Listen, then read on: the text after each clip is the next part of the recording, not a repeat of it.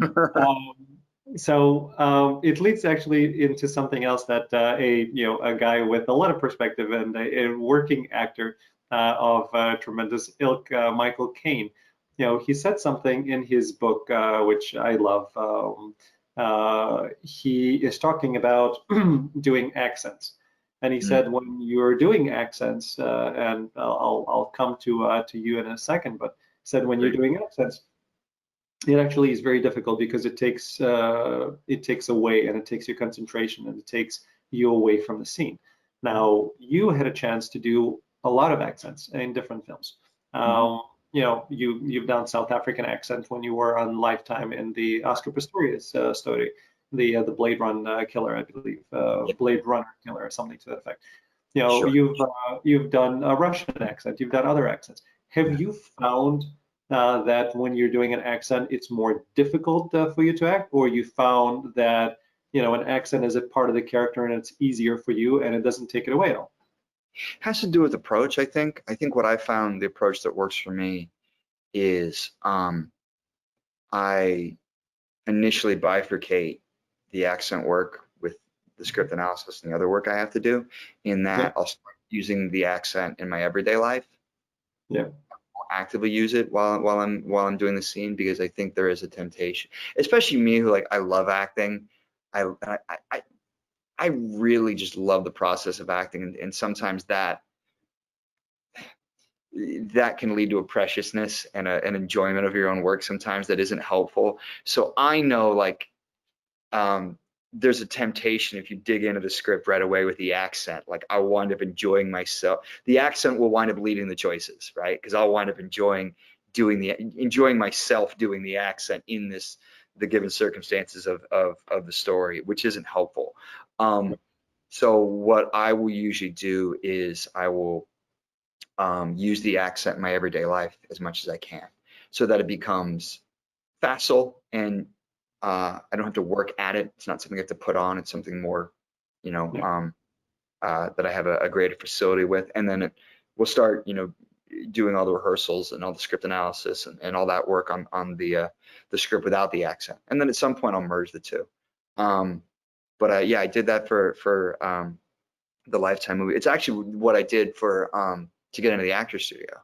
I did Patrick Marber's Closer, right? Again, I don't know what I was thinking.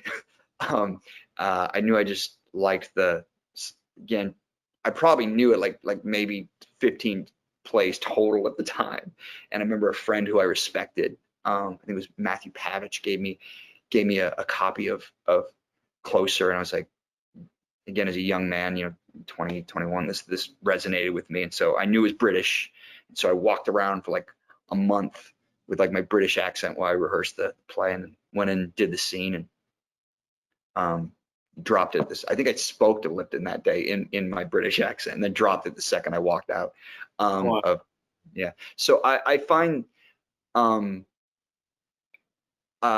with accents, that's usually the best way for me to work on them, is to bifurcate it, so that my acting choices aren't being led by the accent.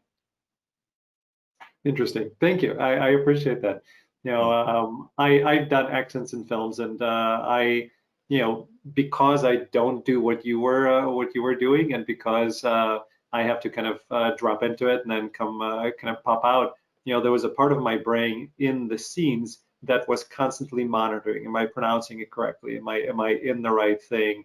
And that was not helpful. So I'm going to try your approach next time. Yeah, I would recommend. Yeah, and by the way, sometimes that depends on time, right? Yeah. Like with the Lifetime movie, I had almost, I had a month to prepare. There's also a crazy story about that. I broke my leg right before I did that movie. Oh my God. Okay. Yeah. But like, there's times that like I've got an audition where like there'll be an accent on it, and you're going in tomorrow. Like I'll get the sides like 10 a.m. on like a Monday, and like, by the way, you're going in Tuesday at 2 p.m. And so I'll have to make some decisions then about, what I'm doing accent wise then, because you don't have the same type of osmosis process. Very good. All right, let's get to Billions. Let's talk about the show that I love. You have a very interesting role. And you know, Yeah. sometimes they give you some rein, sometimes they kind of you know, give you less. But it's when I started kind of doing my prep on you, and I thought, okay, here's a guy who's doing jiu-jitsu, you know, for a long time. Here's an athletic guy. He's a manly man, and he's been you know, put into a position where he's playing somebody who is, you know, much more submissive. You know, Right. how does that work? In talking to you, I see that you're very introspective, and you're not, you know, kind of the person that I was initially thinking about when I was reading your credits. So Mm. now it's less of a question, but did that ever kind of come up? Because again, in the character choices, we either are ourselves, we're completely different from the, you know, from ourselves, or we're somewhere in the middle. You know, Right. when you have to play somebody who's more submissive in a way, as Chef Ryan has to be, because he's, you know, he's playing around huge egos most of the time. Right. Do you find that easier or more difficult to do because of who you are? Um, wow, what a fantastic question. It once I became clear on or at least once I thought I was clear on what, you know, David and Brian wanted from me for the character, um, I was I was very aware of like how important, you know, these people were in their realms, right? That Axe and Yeah. Chuck and Wendy and Taylor and Wags, right? That how how much machismo and how much hubris and how much, you know, earned gravitas they have in terms of uh, uh, their importance in their world. How they stride through their world like giants, right? They stride through them like gods. And that my character, I think what helped me when I was really researching, you know, what it would take to be a personal chef to somebody, you know, like Mhm. Axe, that I think what clicked for me, and I've never spoken about this with Dave and Brian, so you know, maybe at some point we'll have a discussion about about how correct I am. But I know my perception of it was this is a this was a guy who could have done restaurants, right? Could have been an Anthony Mangieri, right? Could have, you know, Yeah. could have done opened his own spot, right? Which is incredibly competitive, incredibly speculative, incredibly challenging industry to go into, even when you're a great artist, which is, you know, what chefs are. Um, and so as I was thinking about, well, why would he take this gig instead of that? That was sort of my way in of like, for whatever reason, and I have my own reasons, Yeah. Ryan didn't want to do that. Ryan didn't want to go, you know, be David Chang and run a restaurant and grind at that and compete and um there was going to be a demand on his life and on his soul and on his psyche and on his body physically Yeah. that he did not follow that path. And so I made some choices as about why he didn't follow that path that I think helped me come to the place that you may have observed, which is very rarely have I, um, you know, very rarely am I striding through that world, you know, Yeah. with a lot of machismo. And that even on the rare occasion when I've done it, it's a thing I'm putting on. There's a falseness to it. It's not earned. Um, Yeah. yeah. It's interesting the way that you're describing it. I go back to Sabrina, and the chauffeur, right? Why did this intelligent, wonderful man decide to be a chauffeur for the Larrabee family? And it's Right. because he wanted to read, and you know, that was a life choice. So maybe, you know, maybe Chef Ryan, you know, has something else that's important to him with his time, and then he, you know, he's a chef Yeah. as the, you know, outlet of that. I don't know. It's an interesting way to think about it. I think everybody figures out, not figures out, because I think sometimes it takes a long time to figure out. But I think everybody has, you know, if you talk about like you go to like Stanislavski's like super objective or whatever. Yeah. I think everybody does have that in life, this idea of like what's really important to you. I know um, people, I think we all know this. Like I know people in my life who um, the job they have is really just a mechanism by which they can substantiate what's really important to them, which is their family, right? So they have their wife or husband, they have their kids, and being able to, you know, the job is just, could be anything, but what it provides is the support system by which they can really do what they want. Other people are committed entirely to their job, right? I think about this now, that like my identity so much is wrapped up in the idea of, you know, the arts, not to be, and I say that because a big part of my life is also martial arts, right? But that, you know, I've made life choices where I've decided like these are the things that are going to be important to me. And that sometimes will require sacrifices in other aspects of my life. And I think Chef Ryan is no different. I think, listen, he makes a really good living, right? Yeah, But he does. there are alternate paths you can see he could have taken. Yep. Are reasons why he did not take them. Yeah. And by the way, my initial impression when I saw, you know, in the, I don't remember which was the first episode that you were in, but you know, whatever that was, my first impression was like, oh, okay, so he's a chef, but he's also a bodyguard. You know, that was my first impression. Yeah, that's how I view him. I'm like, that makes sense. You know, Right. the X needs somebody who he can trust, who's a protector in the home, and that's the guy. That's Chef Ryan. Okay, I'm gonna so. pitch Dave and Brian. That's amazing. I'm gonna pitch that. Listen, this is an area that they can explore because you do have the, you know, you do have the background. We're going to get to martial arts in a second. I'm all for it. I think that would be a fascinating thing. And again, just You call them up. sure. You know, we'll talk about it after the fact to make sure that you know, nobody else has the number. Right. And the other aspect of like, dude, you know, Wags is wailing on you, Axe is wailing on you, and these are, you know, these are incredible actors who I love. I think they're just, you know, I watch the show because of them. But in terms of you being Tim and thinking, okay, at some point I'm gonna take you I'm gonna take you down, and you know, as I'm looking at you, I'm thinking of the various ways I can kill you right now. You know, it's Right. just me, that juxtaposition is just so funny as I watch it. It's great. No, thank you. It's that, yeah, that wag scene. Yeah, there's also, I think, what was important for me on that is there's limits. In every relationship is specific, right? Yeah. And there's people who do get to yell at you, and they just get to yell at you. There's Yep. people who get to yell at you up to a point, and there's people who get to yell at you, but you're not happy about it. And then there's people who just don't get to yell at you. And Yep.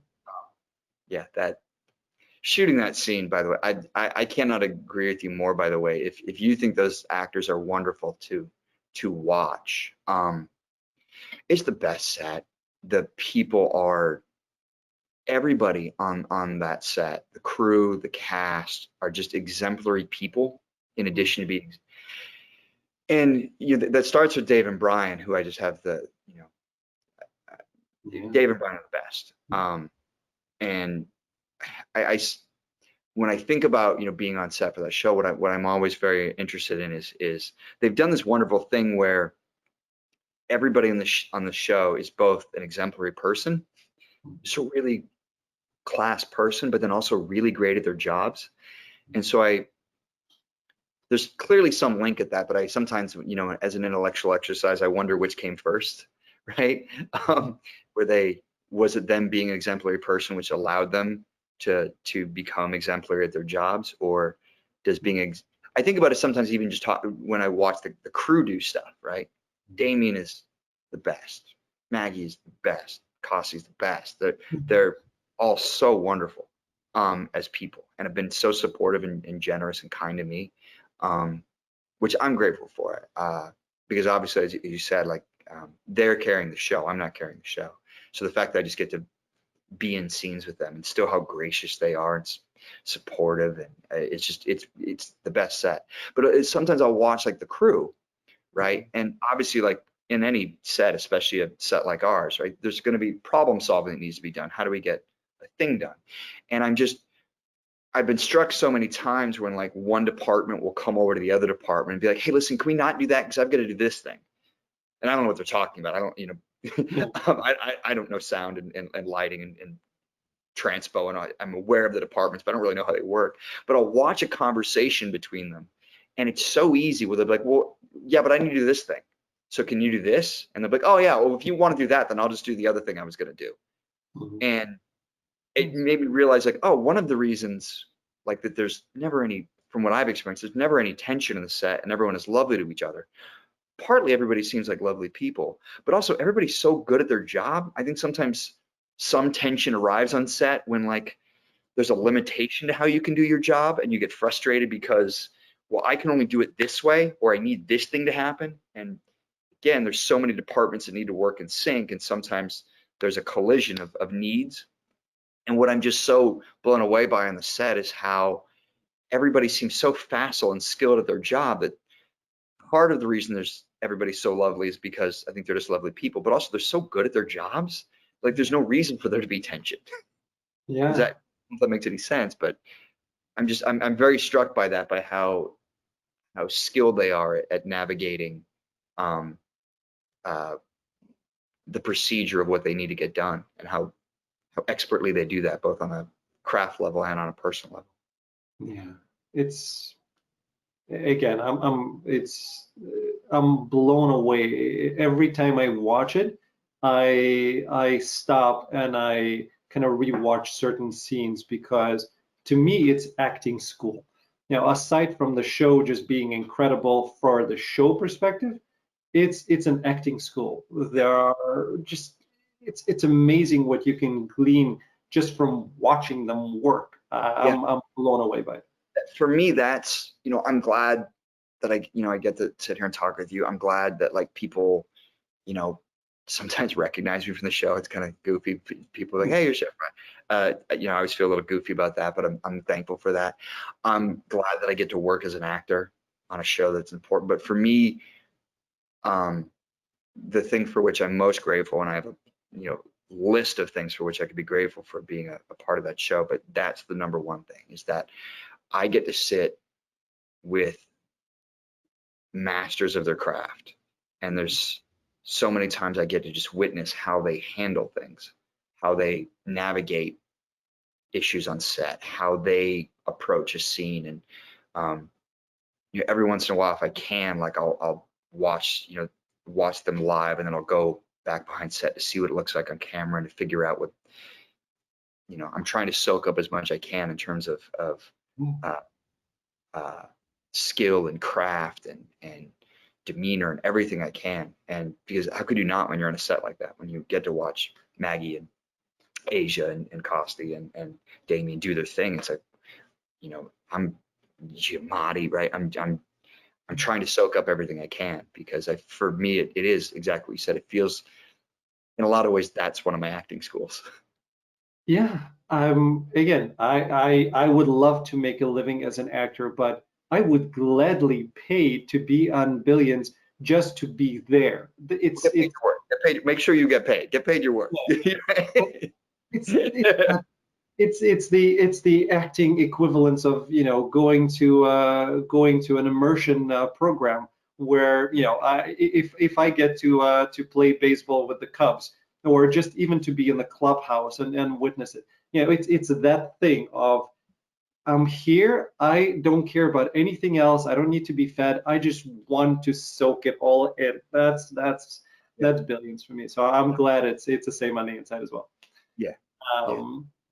By the way, one offshoot, I'm so used to kind of you on as Chef Ryan. I literally had a double take. The fans of the show in the last season, which hopefully is going to get you guys will get to finish it soon.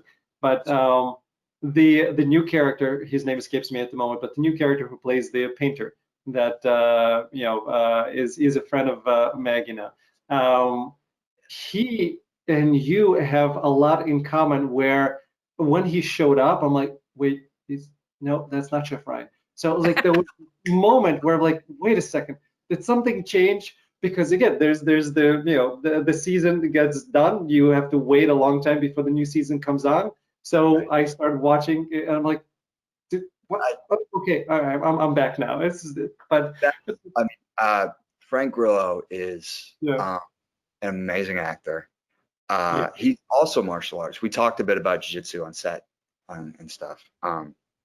Because we've trained with some of the same people, and yeah. obviously he's a martial artist, so we connected that way.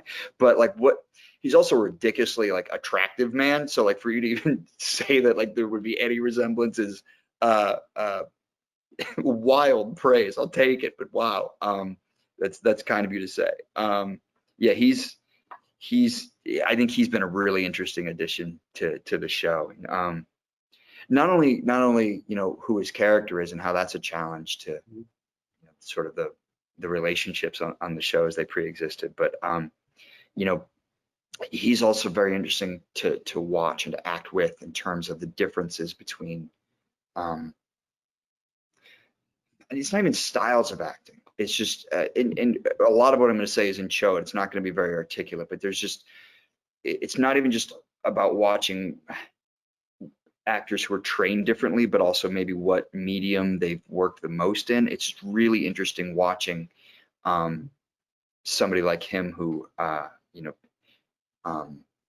is so skilled, but has done like a lot of film and has done like a lot of like a lot action movies. Like he's done the Carnahan stuff. Has done even on Kingdom is show. There's a lot of fight scenes and stuff like that because he's a martial artist. So watching him play in the Billions world has been really kind of fascinating. I think both as an audience member who enjoys the show, but also as somebody who gets to be on set with him on occasion.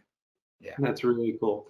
And Cool. both you and him remind me of Mickey. I'm talking about Mickey Rourke, one of the guys who's you're a fan of. But and especially, Frank in that character is really, there are aspects of Mickey that are coming through as I'm watching. So it's fascinating to kind of watch all that happen. Did you know that Mickey was like my first favorite actor? Like he was. I read that, Mickey, Marlon, one of the reasons why you kind of, were gravitating towards the actors, studios because of them. But as I'm talking to you and as I'm kind of seeing that level of introspection and the way that you look at life, I see that. I've never had a chance to, talk to Mickey. Mickey Rourke, if you're watching, please come on down. I'd love to talk to you. But I see that, and I see that in Frank as well. So it's very cool. What's so funny, but I mean, it's so kind because everybody, as a kid, I was just so obsessed with Mickey Rourke. Like, well, this is the cool man in the history of people. Yeah. But when I first went to the Actors Studio Drama School, one of my first teachers is a woman named Elizabeth Kemp, who is no longer with us. God rest her soul. She was a wonderful, wonderful actor, wonderful, wonderful acting teacher. If I'm correct, she was coaching Bradley for most of Bradley's stuff, including Star is Born. I think she passed before Star is Born came out. But she was a literal angel on this earth, and I was in her acting class, and I don't know if this is true, but the legend was she was the youngest person to get into the Actors Studio, and that she had worked with a lot and was friendly with Mr. Rourke. And so as a young impressionable actor who had come, he was, again, anxiety of influence. He was one of the reasons that I didn't bother researching other graduate schools. I'm like, well, if that guy went there, that's where I'm going.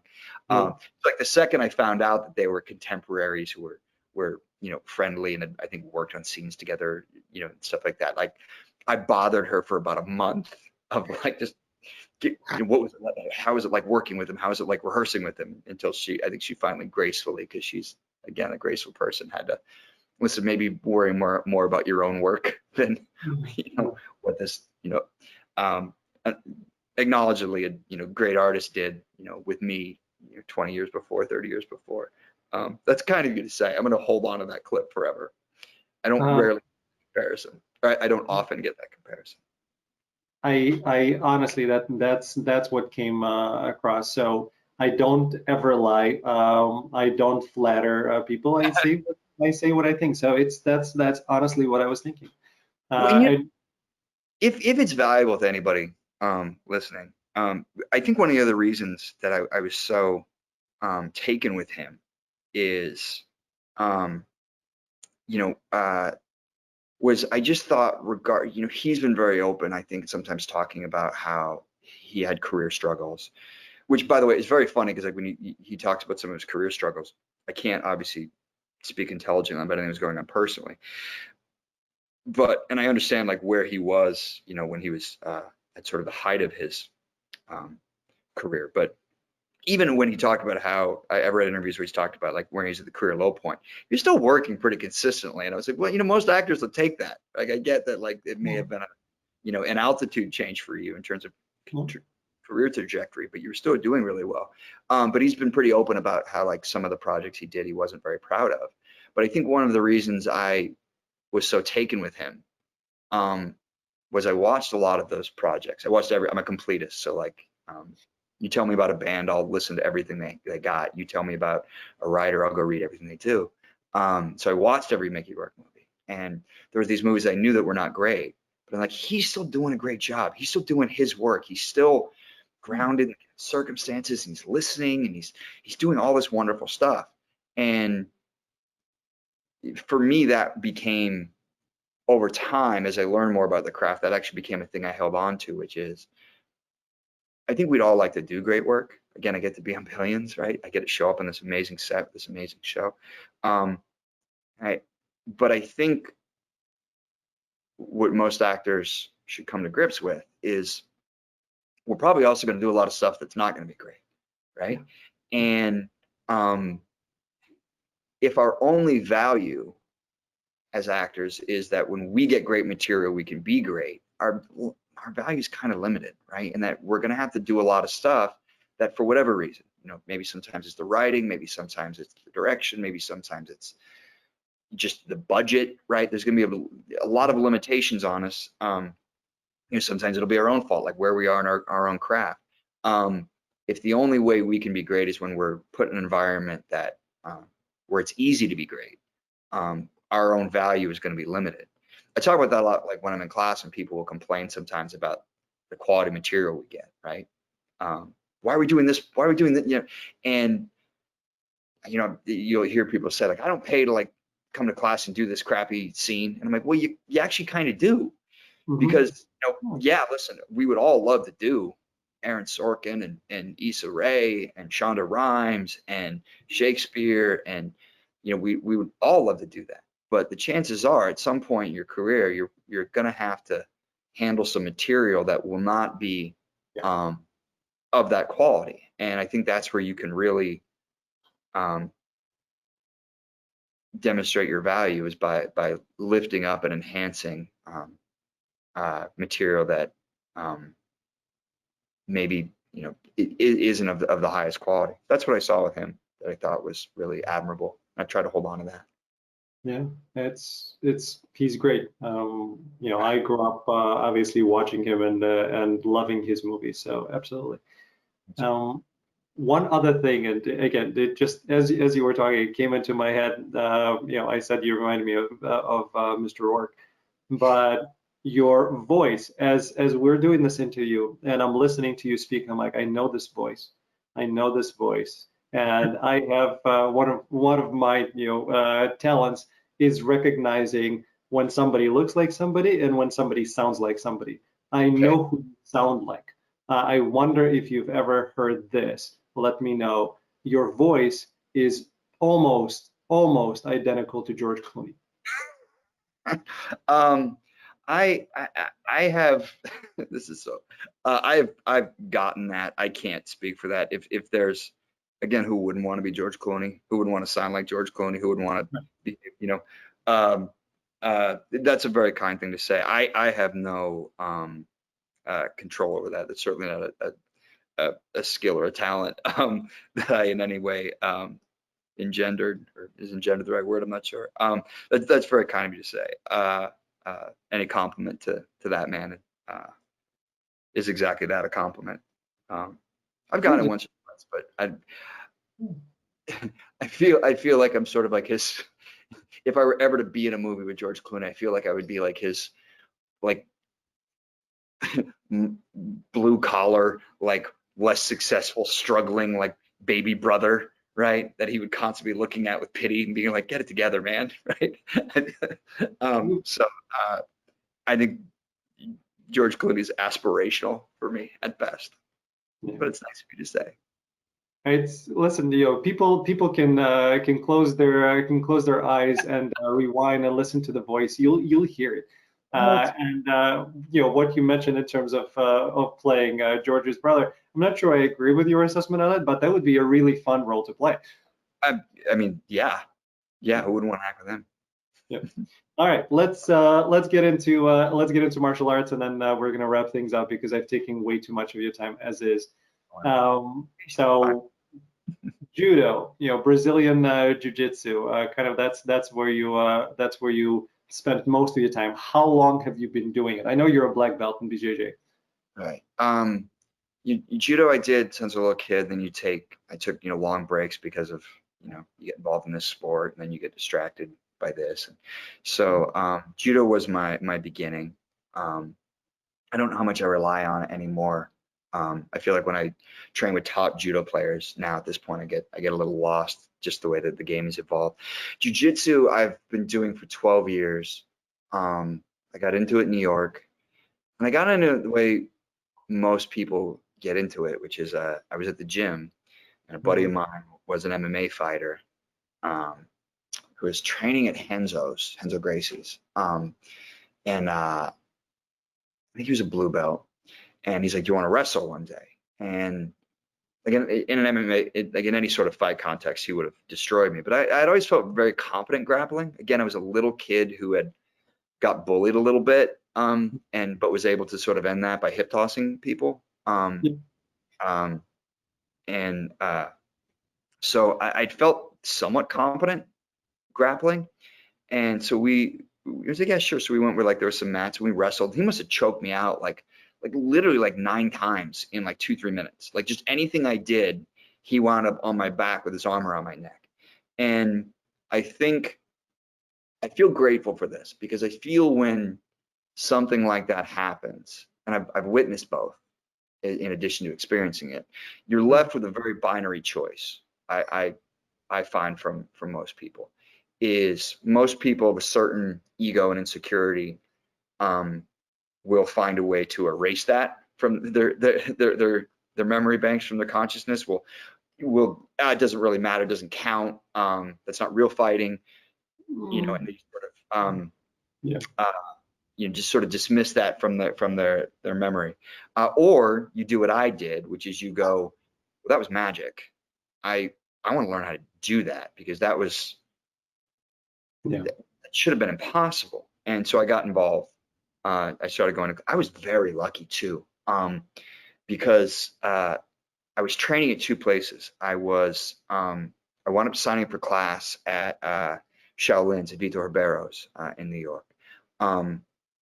And again, you don't know what you know at the beginning. I knew Shaolin was cool. I'd actually help in some ways. He was coming from Brazil, and actually in some ways helped him set him up in New York. Some small ways. But I didn't. I knew he was an MMA fighter and a jiu-jitsu fighter, but I didn't know how great he was. Mostly because like he was my size, but also like the nicest guy in the world.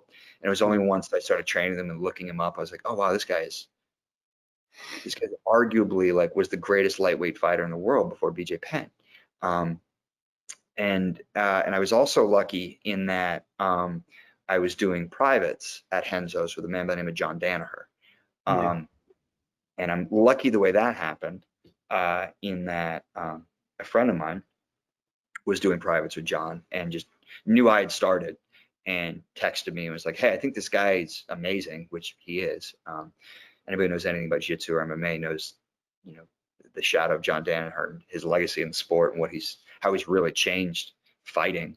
Because I think this guy's great, but he's just beating me up, and it's just the 2 of us, so I can't really see any of it. So would you just come and be my partner? So again, it was a dumb old wipeout, but I would, go to Shaolin's and get beat up by the whole class, then go do these privates with this, my friend in Danaher, and was really, really lucky. And it's funny because I think jiu-jitsu is what taught me really the difference between talent and skill acquisition. I think before that, in terms of acting, I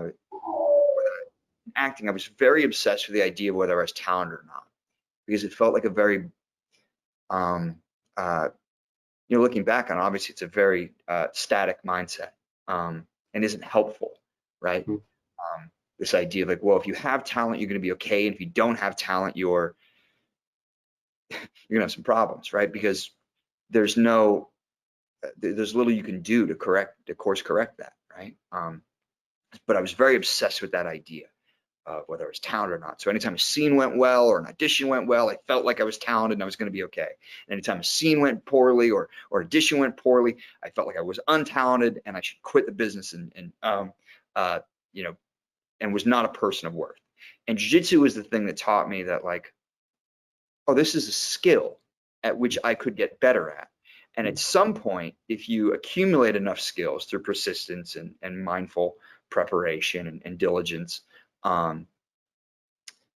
your skill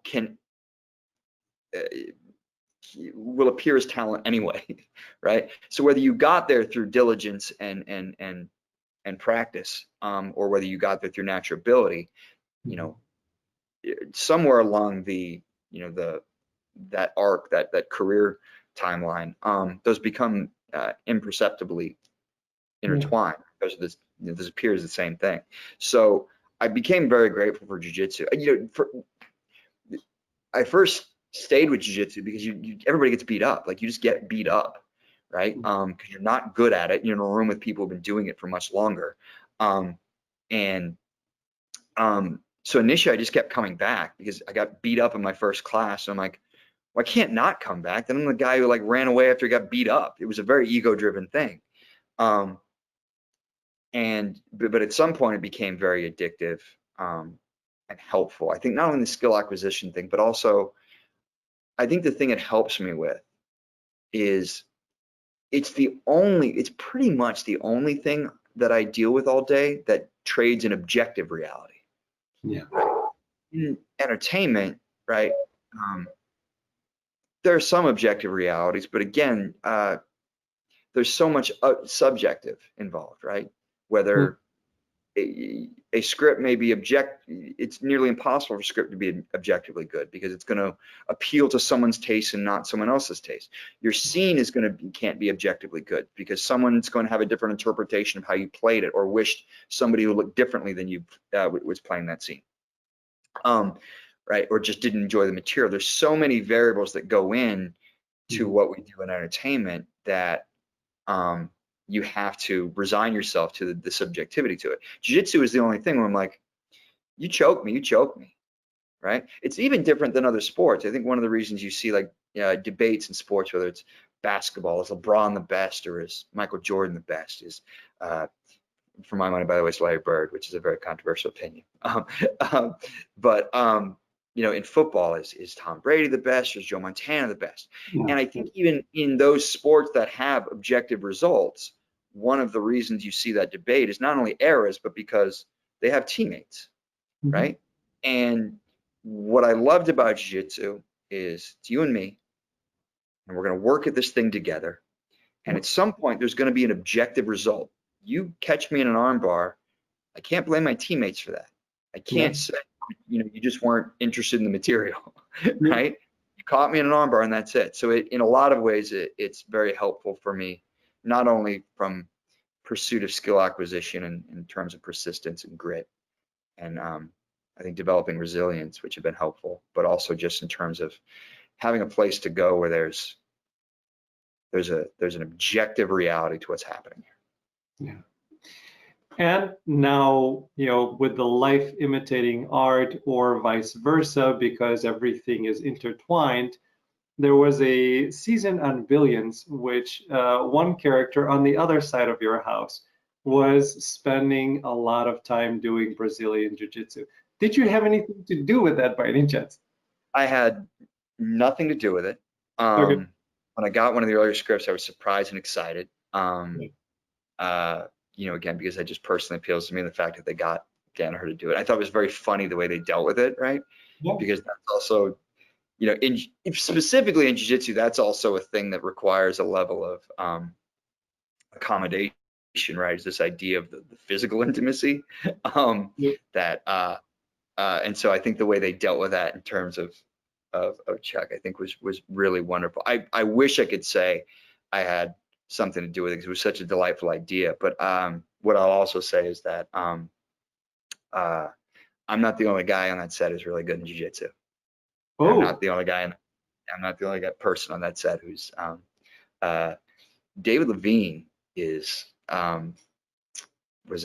he's the one who actually oh, I can't believe I didn't say this. David is the one who texted me to do the privates with Danaher. okay. Yeah, so Dave's a really badass purple belt. He's a very, you know, cool guy. He's a very unassuming guy, but you see where David his discipline comes from, and sort of his persistence is that he's I roll with him. He has an interest in the martial arts. I think it's a lifelong interest. It's something we always talk about when we're together is jiu-jitsu and martial arts. And That's awesome. yeah, so I think again I don't have any input into zero input into how the scripts are developed or the stories are developed, right? I just get the scripts that I'm going to get to be in and read them and enjoy. But I was delighted knowing Dave's interest in not only Danaher but also jiu-jitsu, that was a part of the show. That's very cool. Yeah. All right, let's get to the lightning round and wrap this up. You've been on a lot of projects and on some really, really interesting projects. Which would you say is your very favorite? Billions and Doe for two different reasons. Okay. Billions because I'm so lucky, and it's going to acting school. I'm so lucky they have me back, right? I'm so lucky I get to recur on that. Doe because it was my first time leading an independent movie, which had always been my dream. It was a long path to get there, but I wanted to appreciate and soak up every moment of that. So being able to, there was also a couple moments on Doe that just felt like your initial sort of naive ambitions of why you get into acting and your idea of what could happen. It's happened on Billions too, but there was a day on Doe particularly where I got to work with Mira Sorvino, who was amazing, but as somebody who grew up admiring her, and she was somebody who I dreamt about, like I would love to get to work with like her. So being able to sit on a set with her and work with her, it felt in my little arc of the, you know, in my little universe, it felt like something had come full circle for me to be able to do that. Those two. That's wonderful. I don't know how light it was, by the way. I don't know how lightning round that was, by the way. I'm going to be terrible with the lightning round thing. This is great. This is great. I'm only calling it lightning round because it made sense to me at the time, you know. But you know, some questions go by fast, some questions, you know, take longer, and I'm great with all of it. What was the weirdest thing that ever happened to you on a set? Weirdest thing that ever happened to me on a set. Stage. Okay. Two things. I did a production of Romeo and Juliet, and it was a very classic Elizabethan production, right? So we're in the tights and we've got like the swords, and I was playing Mercutio, and we would do the play, and then with the matinees and the weekends, they would do a day matinee during the week and then a weekend matinee. And the day matinee, they would bus in kids from all the schools to come see it. It was a large theater. It was like 600 people. And we're in the tights. And I remember I would always wear like a pair of like athletic shorts, right? Like briefs basically. And then like Under Armour shorts, and then like two pairs of tights. And I'm young and I'm stupid. And for some reason, I'd gotten to the theater that day and realized I had forgotten the Under Armour shorts. And I think I was wearing boxers that day. So I didn't want to wear the boxers because I knew it would bunch up in the tights and look weird. So I went commando and just wore the shorts, just wore the tights. Yep. Worn costume. I'm like, I'm going to take these home and wash them because you shouldn't have to wash these after this. And so, of course, that was the production where during the final fight with Tybalt, my ripped through both sets of tights. Just full commando, higher death scene, Mercutio's entire death, with everything splayed out. The crowd was enthusiastic, let's say, about this crowd of 500 kids who, you know, I don't think teachers had prepared them for that moment. And it one of the most locked in I've ever been, because like me and Romeo were like just staring at each other because we both knew that anything outside of our eyes was an absolute horror show. So that was one. And then, God, it'd be Shakespeare again. I was doing the Scottish play, and this was a modernized version. And we had this idea, not an idea, we'd executed the fight. I was playing Macbeth. We were executing the fight with Macduff, where we had these guns, and in the final showdown, I would leap up on top of this scaffolding. As very sort of John Woo Tarantino, right? So like as I leapt up onto the scaffolding, he would circle underneath me, and then so we'd be directly over each other, you know, on top of each other. And he would, and there's at some point where he would fire a shot at me up in the air. I don't remember the exact blocking of it, but what I do remember is at one point in one of the shows, I hit this. The director, who's a lovely dude, was very worried about me, about my ability to hit this every night. He's like, it's a big jump, man. I'm like, I can make it because I'm macho and dumb. But one night my foot got caught in scaffolding, and I hit the edge of the like fell and hit the edge of the scaffolding, and my own prop gun went off in my face, which if you've, you know, if you've done stage work, right, you're working with those block barrel guns, the safest place to be with a prop block barrel gun is actually having it directly facing you, because there's nothing this way. The most dangerous place is to be directly behind it, because whatever, you know, whatever blowback there is, whatever discharge, it comes out that way. And so I hit this, and literally my exploded, and I spent the whole like last 5 minutes of play like underwater. That's probably those two were the most surreal things that happened to me on stage. So it's been uneventful. Yeah, that's no big deal. So going back to the first thing that happened to you, is that before you did Equus, or you did Equus after that? Because if you did it before, I had done Equus before, but at least I was prepared for Equus, right? Okay, good. Yeah, because after that point, it's like, okay, I don't care. I can do anything. I've had to do nudity a few times, both in film, TV, and on stage. And I think the obvious point is it's always better when you're prepared for it. You know? Yeah, I think so. Oh, my goodness. Now here's one that may take a little while to answer, because you have worked with so many incredible actors. But who's the best actor you've ever had to work with?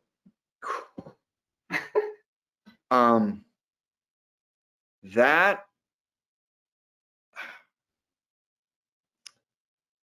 you know, there's a bunch of nominees I could name here. So at the risk of, I'm going to say this just because the audience that you're is watching is mostly going to be other actors. That production of Macbeth that I did, there was the gentleman who played Macduff was a gentleman by the name of Christopher Burke. Chris and I had gone to grad school together. We were at the Actors Studio program together. Done a bunch of projects together. Chris was the guy that when he would put a scene up, I'd watch his scene and be like, I gotta get to work. I'm highly competitive, I think in a good way. I do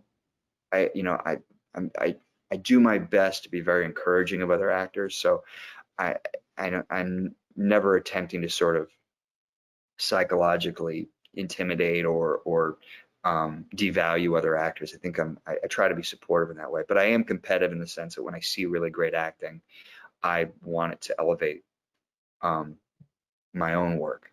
And Chris was that guy for me in grad school, and then we got to work on a couple projects after school together. From what I understand, Chris isn't acting anymore because I remember sitting in the actor studio, like the initial commencement, wherever that is, right? And I remember Lipton saying, turn to your left, turn to your right. Both people on the sides of you probably will not be pursuing this in 5 years. And I remember thinking, well, that's not going to apply to me. And I'm lucky enough that through sheer persistence, it didn't. But acting's a really hard gig. And for a lot of reasons that have nothing to do with the acting, so when you ask me who the best actor is, I could say Joel De La Fuente. I could say a bunch of people I'm with, I could say Jennifer Landon. I could say, Dame Maggie, Stacey Oristano. I could say a bunch of people. But I think when people ask me who's the best actor you ever work with, I think of Chris because of how intimately we're able to work with at the beginning of our career, but also I think we were talking before about like how many actors are unemployed. And at some point, if you're unemployed long enough, you got to go figure out another career, right? And I just think seeing how great he was, how inspirational he was, and how dedicated he was, the fact that from what I understand, he's not acting anymore is tragic. And so I probably would pick him for the romantic tragedy aspect of that I just think I think we all know actors like that, where it's like, and you don't want to be that actor, but it's like, this has nothing to do with your ability or your talent or your skill or there's just other life variables that get in the way. And I wish they didn't, because they don't seem to in other careers, just the art.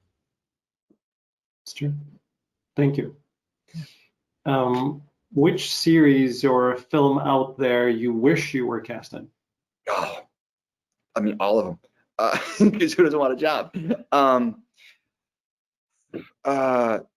Films that I've seen recently. I just, if you're talking historically, West Wing is another great favorite of mine. Sopranos is another favorite of mine. Breaking Bad is another favorite of mine.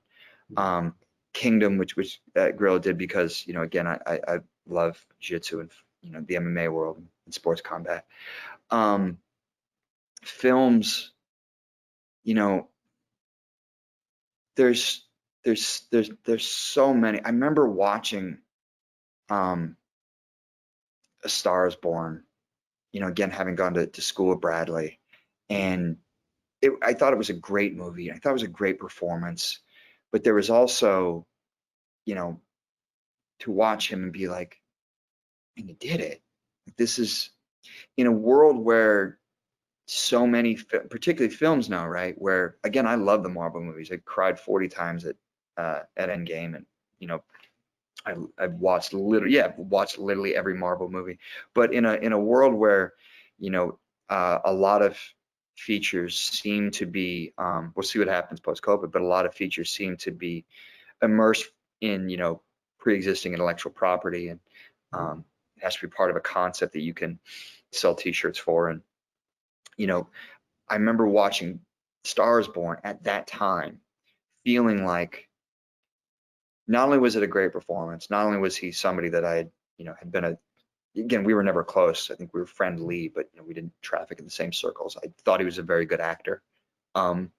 Even back in school, I thought he was very talented, worked very hard. I admired him, but watching something like Star Is Born, I was like, you did it, man. Like this type of movie is rare. Yeah. And for you to do it and do it this way, the way De Niro would have done it, the way Warren Beatty would have done it, the way Brando would have done it, the way, a lot of the people that were heroes for us, the way Clint Eastwood would have done it. I think something like that, yeah. But I'll take anything, man. Put me in a movie. I got you. What's one thing most people don't know about you that we haven't talked about? Oh boy. What's one thing? Well, I think if you know me, I'm trying to think. I don't know, because I feel like if you know me intimately, like you know everything about me. And I don't ever really regard. Again, I'm always surprised when anybody even recognizes me as Chef Ryan. So I can't imagine that anybody has any. I can't imagine there's any personal characteristic about me that people who don't already intimately know me would be surprised to learn, because I can't imagine how much time they'd spend thinking about me. I love musicals. I can't do them. I've got a moderate to remedial singing voice, probably a terrible singing voice. Can't dance. Never grew up on it, but I've cried at every musical I've ever attended, right? And I've always gone in with like my arms folded. I'm like, all right, I'm going here because I'm like, Yeah. but like then you go and you watch Rent, and you cry, and then you go and you watch Wicked, and you cry, and you watch La Boheme, and you cry, and I watched Hamilton. Thank God for Disney Plus. I was like, Yep. cried. God, what's the song? Satisfied. Like that just blew me away, broke my heart. Yeah. I don't know if people would be surprised by that. You know, Um, I'm with you. That song that hit right here because, and I had the similar thing with Pippin. When I went to see Pippin, yeah, I'm like, ooh, oh, that hits so close. yeah. Oh, that hurt. And So I don't expect it to, because on an intellectual level, like the concept of like breaking into song is goofy, and but there's something about being in a theater and seeing it, and it's literally the vibration. Like, some wonderful actor will like literally hit a note, sustain it, and there'll be a chord, and you're like, well, there, yeah, there's no intellectual resistance to that, because that hit me somewhere physically and chemically. yeah, Yeah. that's awesome. All right, last question for you.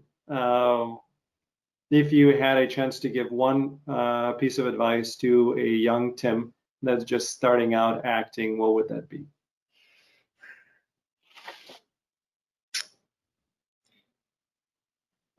Focus. Okay. And then I say this to every young actor I ever meet, and I wish I would have known this at the time. Um, Everybody who can give you a job, and consciously or subconsciously, ask themselves 3 questions, and they ask them in this order. Number 1, do they look like what we're casting? Number 2, can they act what we're casting? And sometimes it's messed up. It's not the other way around, but it's a business of moving pictures. What are you gonna do? It's my dog barking at the car outside. So hey, this is the world we're living in. So Live. What kind of dog? we rescued him. So we were never told what he is technically, but he's a Lab and Rhodesian Ridgeback mix. Oh, what was his name? His name is Buddy. He's awesome. We love He's doing him. his job. So, He's guarding the house. He's doing his job. yeah, such a So gift. yeah. So 1, do they look like what we're asking? 2, can they act what we're acting? And number 3 is, how long do I want to be in a room with this person?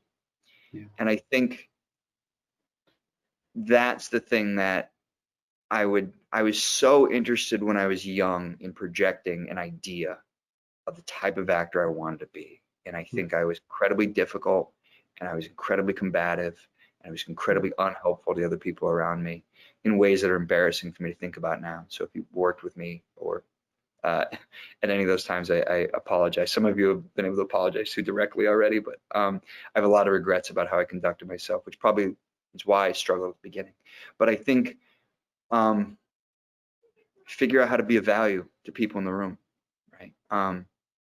Sometimes that means being really good at your job, usually means that, but that's usually just the initial question. Sometimes it's also, again, like I said about the people I'm building, it's like, be a person of worth, be an exemplary person, right? I think I'm going on about this, but I talk a lot about this, when I'm talking to young actors, is that at some point, it's not just can like the casting director trust you, where you because their job's on the line too, right? When they push you for a part. But also at some point, right? If you're going in for a co-star on, any of the shows with alphabets, right? NCIS, CSI, that's a machine that's been running, right? So can you fit into the machine for that day, do your job, make sure everybody's gonna make their day, still tell the story in a way that has, agency and efficacy for you as an artist, but also can you keep the train running, right? In a way in which you're not a distraction from the job. That's always part of it, right? But then also, like, if you're going in for like a series regular on a show, right? At some point, the other people who are watching you are going, do I want this person in my life 12 to 16 hours a day, 5 to 6 days a week, 3 to 9 months out of the year, for, if we're lucky, the next 5 or 6 years? And you want that answer to be yes. And so I think that's the big thing I would tell young me is focus, and then be somebody people want in the room. Yeah. Perfect. Perfect. Thank you. Yeah, I have a lot more questions, but we're not going to get to them because this is great. I really, really, really appreciate you coming on and spending this time and sharing so much. God, people should be watching this, rewinding, watching it again. There's so much information that they can take away and get better in terms of becoming a person, an actor, and just a human being in general. So thank you. Thank you, man. I was honored that you asked me. I was happy surprised everybody asked me to show up anywhere. So perfect. Well, thank you to everybody who's watching. We really appreciate it. Thanks for staying with us. Keep learning. Comment. Let us know what you think. We're here for you because we love acting as much as you do. cool.